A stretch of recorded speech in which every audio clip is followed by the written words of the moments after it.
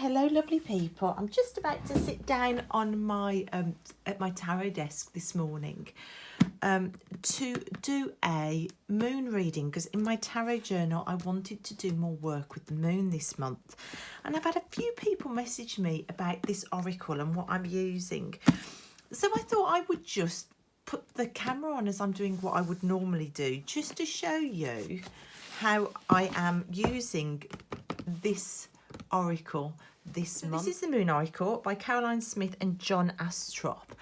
I got this a while ago when I realised how connected I felt to the moon, but it's one that I couldn't really find a way. I wasn't sure how to use it, let's put it like that, because it is a slightly different one.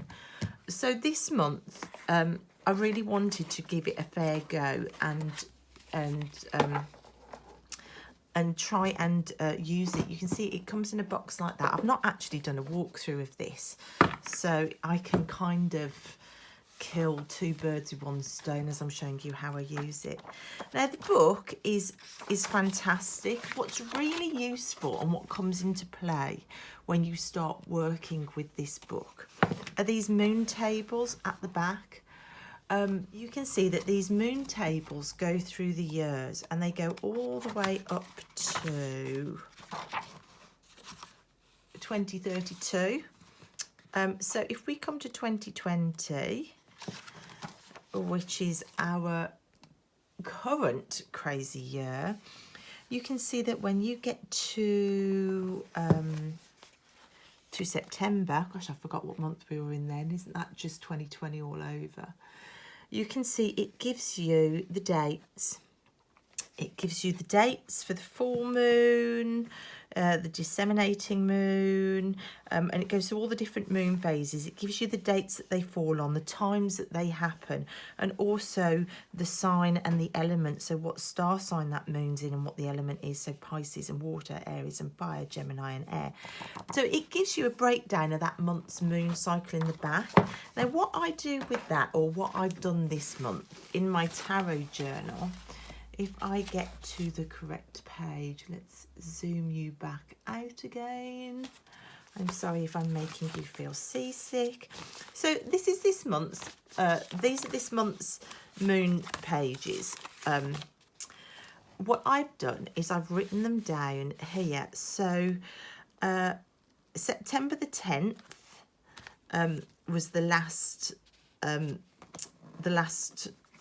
what's last stand for? Last quarter moon was on September the 10th. It's the 11th today, so I've kind of missed it, but I'm still going to do it. It's in Gemini and air.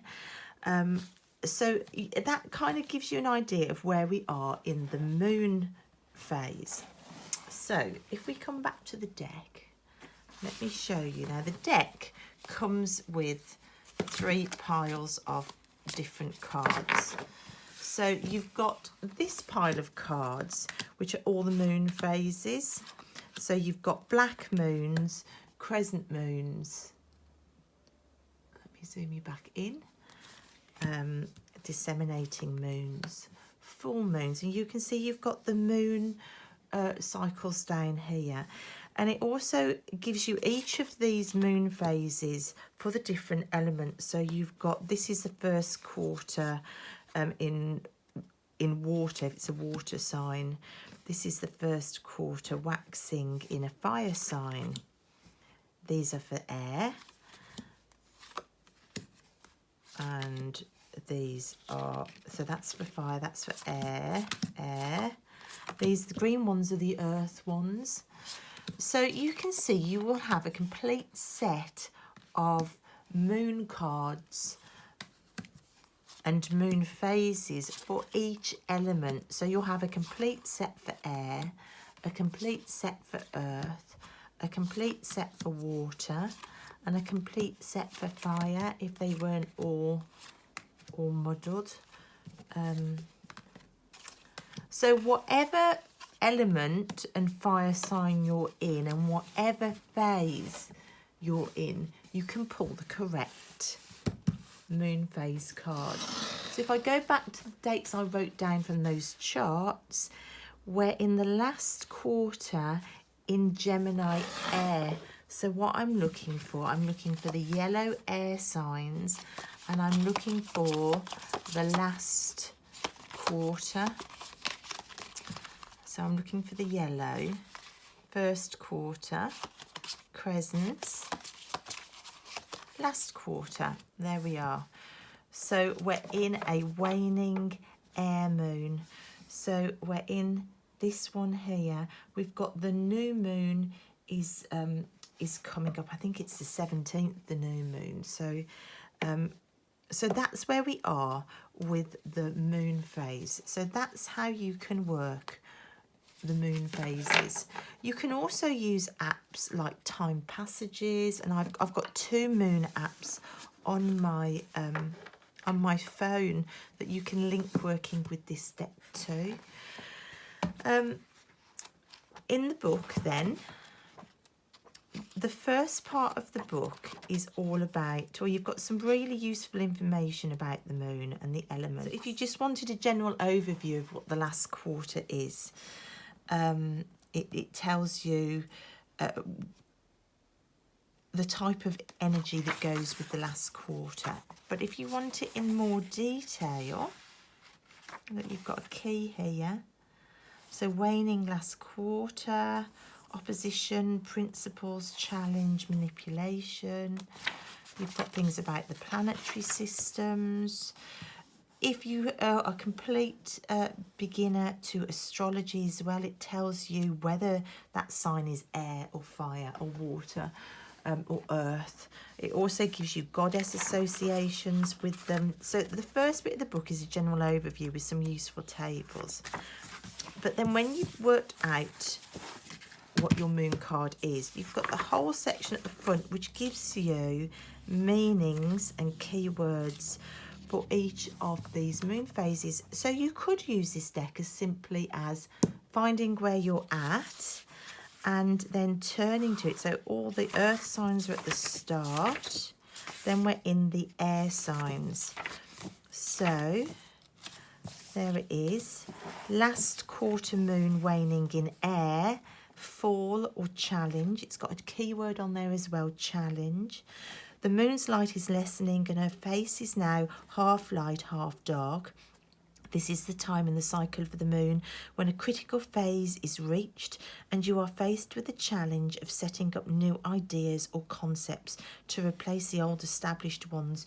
You can no longer live in the past and must adapt. Wow, I've just done a reading for myself with the Marielle Tarot, and that was the same message. Get present, stop living in the past. That's synchronicity, amazing there. When this card is the current moon, which it is now, selected from the moon tables, which you've just seen me do, the zodiac times below give a further interpretation. So it gives you further interpretation for each sign that it could fall in. And we're in Gemini, so we go to this one. We're not going to go to moon in Libra or moon in Aquarius. We're going to moon in Gemini. Sorry, there it is. There is a need to go back to school, as it were. Oh gosh, we've just done first week back at school. To take in new information and to find out just what the rest of the world is thinking. So, going back to school, what's the rest of the world thinking? Doing some study. You could use this deck as simply as that.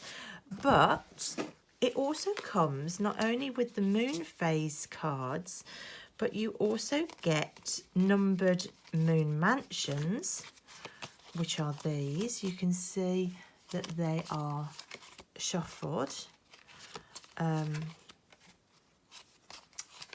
So these are energies as the moon travels through various mansions. This is what these are representative of. They are beautiful cards. Am I going too fast? Let's just slow down a minute.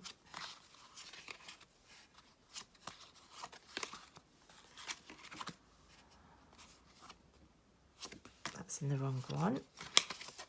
So these ones with the big numbers on are the Moon Mansion cards. So you have a pile of Moon Mansion cards, and you also have a pile of 12 goddesses that correspond to the 12 star signs, and you have the star sign, is it the planetary? I'm complete beginner. I have no knowledge of astrology whatsoever, so do forgive me if I'm making big gaffes here.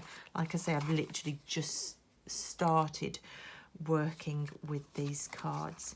So these are the goddess pile. I'm going to get this one out. Hecate was out because every single time I've used this deck, she is the one that keeps coming out, so I've left her out. But those are the goddess piles. So basically what you've got card wise with this deck, you've got a pile of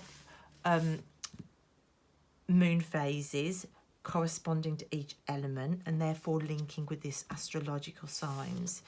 You've got the moon mansions pile, and you've got the 12 goddesses pile. Now these cards come into play if you want to use them.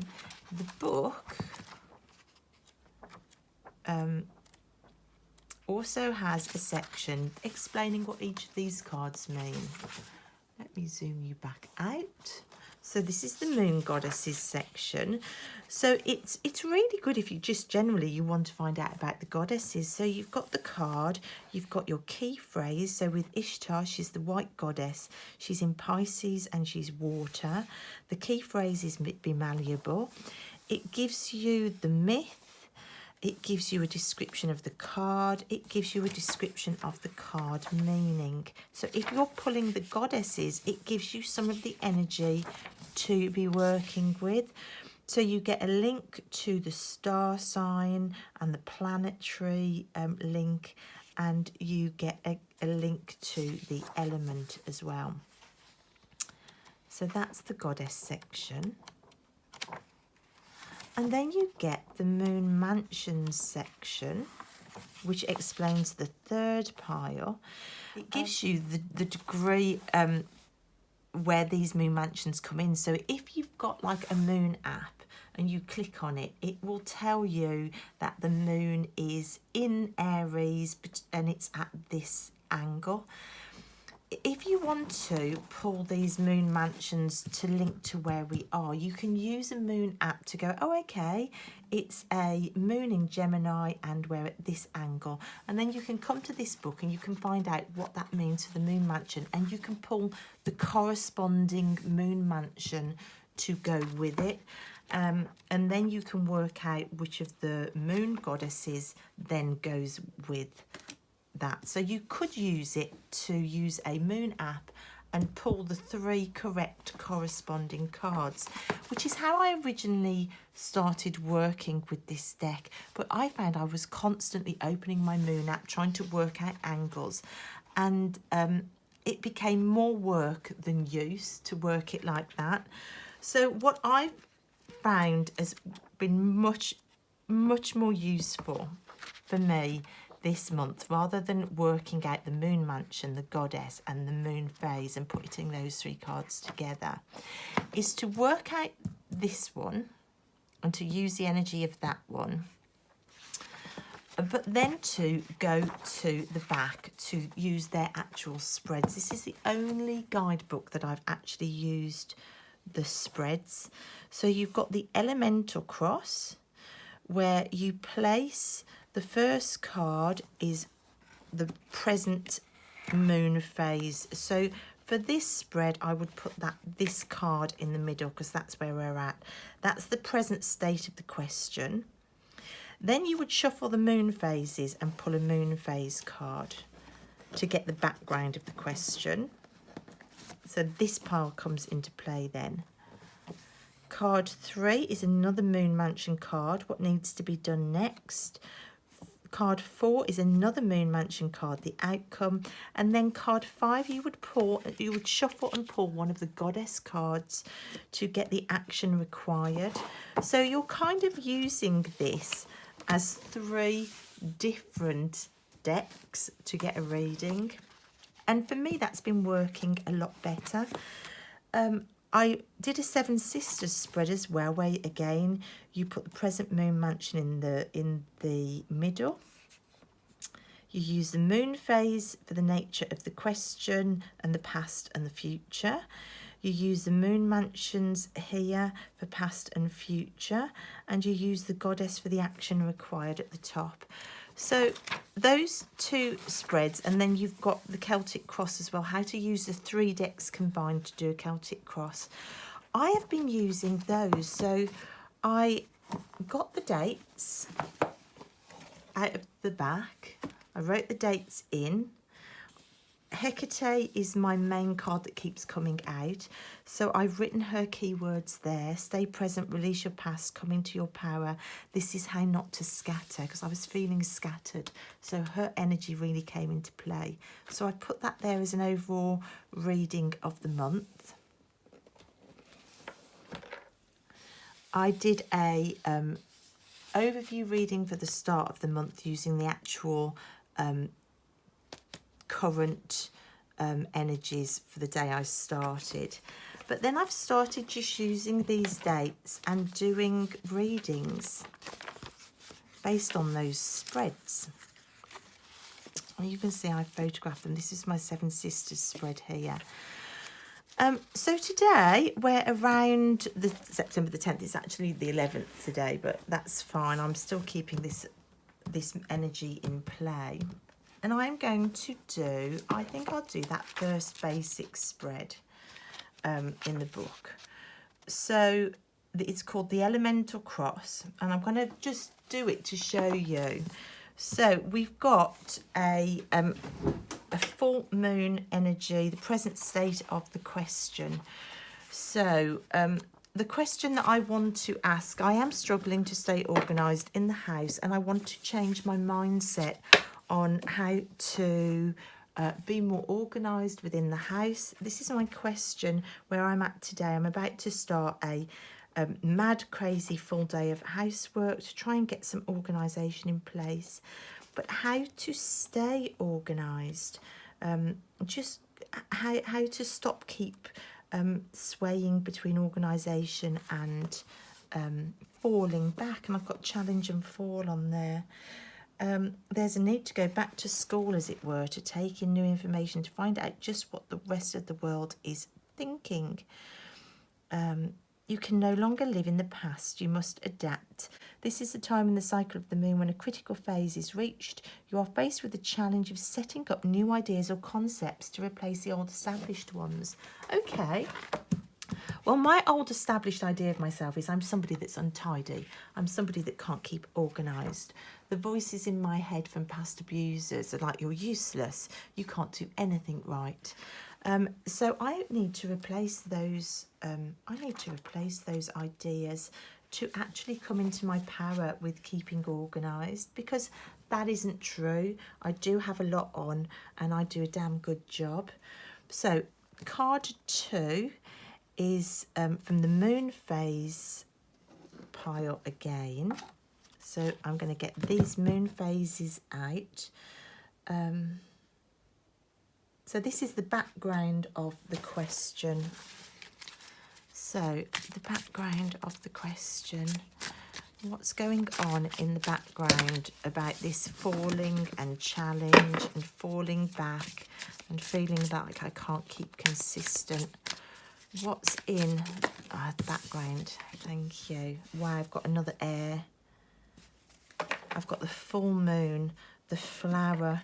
Well, immediately my gut instinct is to pay attention to how brilliant I am at flowering in really difficult situations. You know, I still manage to bloom even though people have tried to tread me back into the soil. Full moon in air, what does it say? The moon in Gemini. This is a period that can denote the signing of contracts or finalising of all your plans. It is the time when you find yourself busy taking compliments from others and generally enjoying the limelight. As the moon reaches full opposition to the sun, it becomes a complete sphere of light. So I need to become a complete sphere of light. This phase of the moon denotes the success, completion, or the hoped for outcome of the idea you have been working on. So it says signing contracts, finalising your plans. Well, I did sign contracts with the devil when I listened in the past to these voices that were trying to narrate my story for me with false narratives. It's a time when you find yourself busy taking compliments from others and generally enjoying the limelight. Well, in the past, I didn't. There was nobody giving me compliments. There were only people telling me that I weren't and trying to make me not bloom. So I think perhaps I need to start listening to the people who do pay me compliments now. And the fact that I don't listen and I'm very quick to say, oh yeah, you are rubbish, you are terrible, you are disorganised, look at the state of it. It does keep me falling back. And it's because I was trained in the past to not listen to nice voices. Okay, so that's the background. The background is I signed contracts with the devil. Right, card 3 is a Moon Mansion card. So we're going to go to a different pile now. What needs to be done next? So we're going to go to our Moon Mansion pile. So these are the backs of the cards. Okay, so we're going to shuffle the Moon Mansions and we're going to get a card for what needs to be done next. What needs to be done next? The only thing I've noticed with this deck, because the piles are smaller and because I like to read jumpers, there we go, as I said it, because I do believe that I get divine intervention in my reading, so I do wait for a jumper to come out. You have to wait slightly longer for a jumper to come out. What to do next? 23, confession. Well, I'm kind of being honest and confessing this, putting this on camera. So that makes me smile immediately. And I have said that my YouTube channel has been the most amazing way of sharing vulnerability, which sheds shame, which in a way makes you realise that you are allowed to flower. I think silence breeds these horrible feelings and false narratives if you keep silent. Confession. A confidential conversation acting as agony aunt. So speak up. Guys, are you my agony aunts? I think you might be. So the book says, and I am so sorry about this shadow, guys. I don't know what's going on with my lighting. I seem to be incapable of setting it up properly at the minute. Two seated women, one with long red hair, the other with long blonde hair, leaned forward towards each other, engaged in deep discussion. Between them, a large symmetrical plant grows from a pot or urn. The leaves of the plant are shaped and coloured like lips and symbolise gossip. I'm laughing. I'll tell you why in a minute. Behind the spreading green plant is a large black moon. Traditionally, the moon travelling through this mansion was recommended as a good time for divorce, liberating captives and the health of the sick. The Kabbalists thought that if the moon appeared in this mansion at the time of your birth, it denoted a life of strife and envy, although a measure of success could be achieved through others. The card meaning: Venus represents the choices that you make and Mercury signifies the mental processes and discussion. With the moon in the responsible and conforming sign of Capricorn, these planets indicate serious and confidential discussion of emotional matters. If you draw this card, advice of some kind will be sought and answers provided. The black moon in the image signifies that there is something important that is yet undisclosed. Although it has long been kept secret, the matter will be revealed by or to you very soon. The card often indicates a scandal. Now, I laughed because when I did my reading with Marielle earlier, I got the Two of Cups, which made me smile because my friend, my amazing friend, my fairy sister, Cheryl, is coming over tonight for a long overdue catch up, and she has naturally bright red hair, and she is my fairy sister, my confidant, my soulmate. She's also the queen of tidy and organised, and this said go back to school. If anybody I can ask with tips to get organised, it's Cheryl. And also it said this denotes lips. My kids call Cheryl Auntie Lip Gloss because she's always got beautifully, she's always beautifully made up and sparkly, and she once bought the girls presents of lip glosses. So it just made me smile, and she's coming over tonight for a chin wag. So this is amazing. And I, for a long time, had blonde brown hair. She always had red. So that just kind of sums everything up. So the next step, let's talk to Cheryl about everything. It's going to be okay. The Moon Mansion is the next card, card 4. So we're still in the same pile, and we are going to pull for outcome. Oh, we're not going to take that. That wasn't a jumper. That was just me being a butterfingers. Okay, let's try again. So what's the outcome of this going to be? So I know that I need to unsign those contracts with the devil that made me think I couldn't do things and I wasn't a flower, that told me that I was disorganised and rubbish and crap. I'm going to talk it through with Cheryl and go back to school and get some tips from her. And the outcome is number 4, stone. So I go back to the book. Moon phases, number 4. No, I'm not in moon phases. I'm not in moon goddesses. I'm in moon mansions. Here we go. Right. Sticking to the familiar, stone. 4 steps lead to a large... Where am I? 4 steps lead to a large, very solid and secure, but plain-looking rectangular building with a small outbuilding on either side. Look, there it is. It is part of a large, pale-coloured stone tablet which rises above it.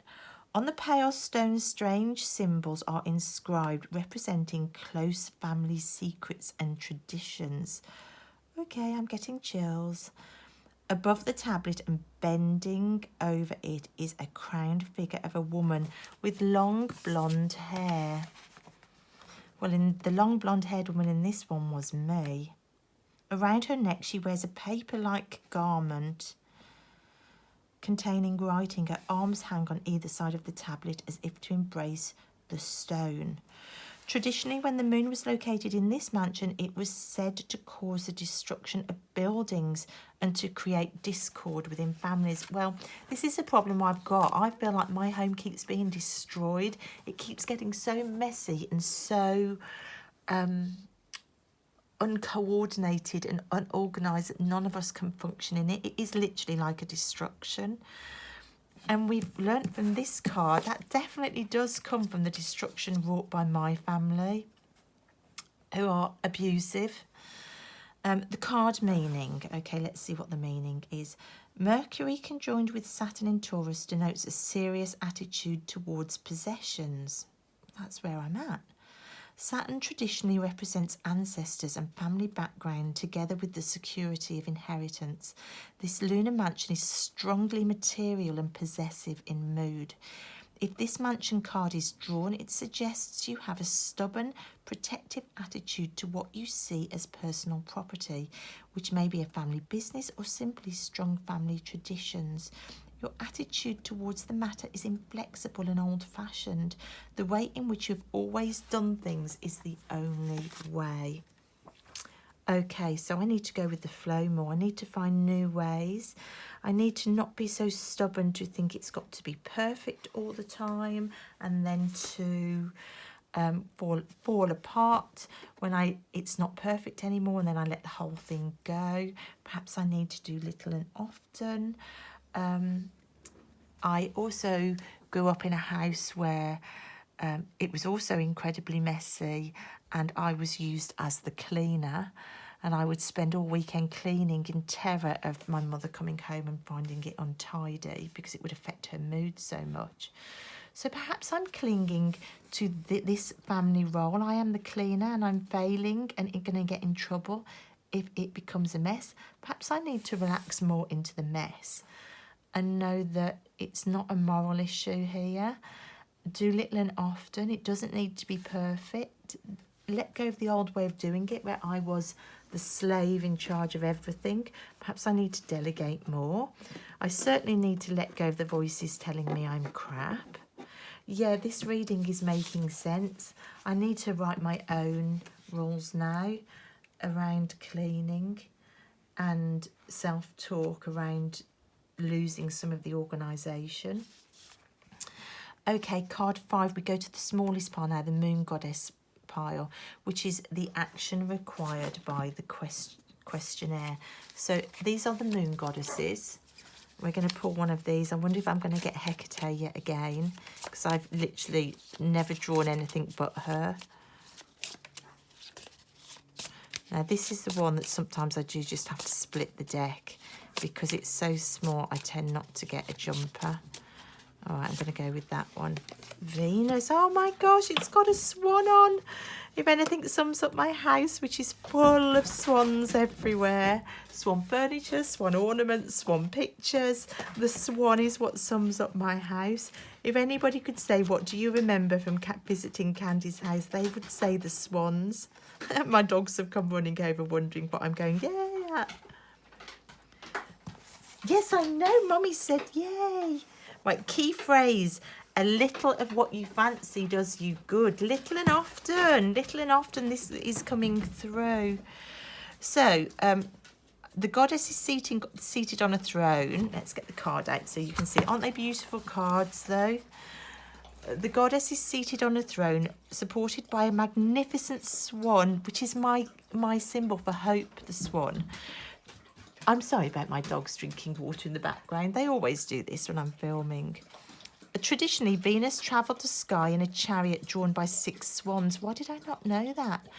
Her hair flows forward, bubbling like the frothy foam of the ocean from which she is said to have been born. Her dress is the colour of coral caves deep in the ocean where the nymphs completed her education. In her left hand, she raises high the mirror of Venus, the universal emblem that has come to represent the feminine in botanical and zoological sense. This symbol is also the astrological glyph for the planet Venus, the morning and evening star. She holds before her in her right hand a staff surmounted by the fruitful lotus flower. The opening flower is red, the colour attributed to her lover Mars. Beneath the image are the symbols for the earth sign Taurus and the moon disk of the white goddess. Right, so I'm not going to read the myth. Let's just jump straight to the card meaning. This goddess represents love in all its forms, from pure or ideal love to lustful desire. She denotes a love of pleasure and the good things of life, and a blatant use of personal charm or seduction in order to obtain them. She warns that you will have to pay the appropriate price for self-indulgence, but if you are prepared for that, then so be it. Generally, Venus is a beneficent goddess who suggests a good or fruitful outcome to the question. As a white goddess, she brings a strong, youthful and creative approach to the situation. The nature of Earth in Taurus is above all sensual and comfort-loving, with a tendency to act slowly and surely in familiar ways. If this goddess card is selected, then May may be a significant month with regard to the question. So love guys in this. Act with love, and also understand that if you are giving into the seduction of things, there may be a price to pay. Well, but you know what? This is what happens with me. I always say, well, I'd prefer to be doing art than housework. I'd prefer to be doing gardening than housework. I'd prefer to be sitting journaling in my tarot journal rather than doing housework. So I do have to start building my own narrative around this. That the truth is, my house is messy because that's the price I pay for doing all these other things. But it isn't because I am not the flower that doesn't know how to do anything. It's because I am the flower that is creative and artistic and chooses to use my time doing that instead. That's the new narrative that is going to replace this. I am writing my own narrative, but I want to get away from the fall and the challenge, so doing little and often a little bit more is the way forward. I'm going to talk to Cheryl about it, get some tips from her for that tonight. And that's it. This is how I use the Moon Oracle. Now what I will do, I will photograph it and print it out. and I will stick it in there with some of the thoughts I've got and some of the, it's going to probably go in on there, and I'll write on here. I'll give myself some pointers for moving forward this month with these answers. The next time I'll get this deck out will be in a few days. I'll probably do another one around September the 14th for Leo and Fire. I'm not necessarily going to do all of these. So over the month, there'll probably be, I mean, if I did all of them, there's 1, 2, 3, 4, 5, 6, there's 8 readings if I do all of them across the month. I'll probably end up doing 4 or 5 across the month. Definitely a full moon and new moon reading with it. But yeah, it's a deck in 3 decks basically. So as I said, let's just recap. You've got your moon goddess, which often gives you the action and the energy you need to use. You've got your moon mansions, and then you've got your moon phases. You've got the amazing book, which has got all the tables that you need to work with, and the descriptions of all the cards, and the 3 spreads. I think the 3 spreads combined are enough to keep this deck useful and current and out and being used. And for me, I love it because the minute I stepped onto the path of witchcraft and paganism and getting more in touch with the natural world, the moon naturally came into play for me as a huge energy indicator, which is the reason I ordered this this moon oracle deck in the first place. But yeah, I've had a few questions on how I work with it because it is unusual. So I just thought, because I was pulling cards this morning, that I would film it as I did it. So it's Edison Books Limited. It's still widely available. It wasn't overly expensive. I've seen it actually recently on eBay for about £10. But I just think it's really useful. It's got so much information in there about astrology and goddesses and myths, the way planets work and the moon phases itself. It's just a great little tool if you're interested in card slinging. So that's it, guys. That's the moon oracle. That's how I use it. That's how I combine it with my tarot journal and practical ways forward through the month that links me to the moon. And I hope you found that useful. Okay, guys, I will see you next time. Bye.